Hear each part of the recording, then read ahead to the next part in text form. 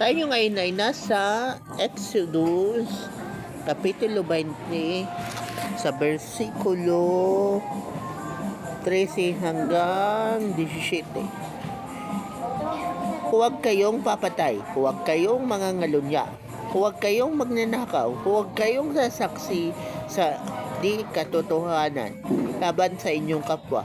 Huwag ninyong pag-imbutan ang sambahayanan ng inyong kapwa, ang kanyang asawa, mga alila, mga baka, asno o anumang pag-aari niya.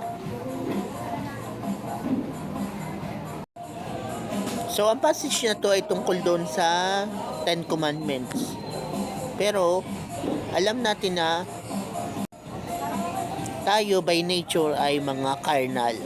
So, sa ayaw at sa gusto mong aaminin mo na makasalanan ka, at kahit yan na Ten Commandments ay hindi natin kayang sundin lahat.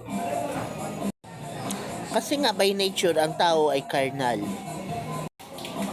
At syempre pag binayolate mo yung isa sa Ten Commandments, binayolate mo na lahat.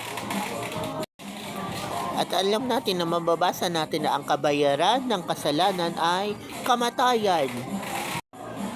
Pero ang Diyos gumawa ng paraan. Gumawa siya ng paraan sa paraang hindi natin kayang isipin.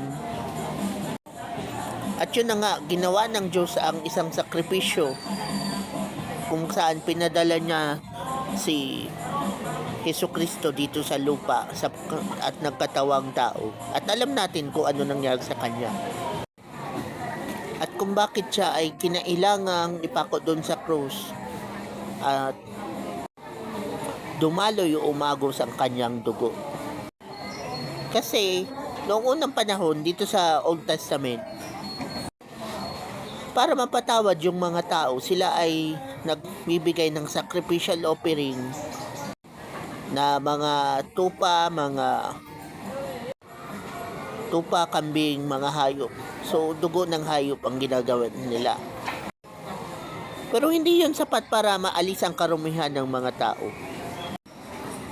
Kaya, ang Diyos na ang gumawa ng paraan. So, pinadala niya si Jesus para once and for all, maging sacrificial offering para sa ating lahat. Para sa kasalanan ko, para sa kasalanan mo, para sa kasalanan ng mga hindi pa ipinanganak, at para sa kasalanan ng mga ninuno mo.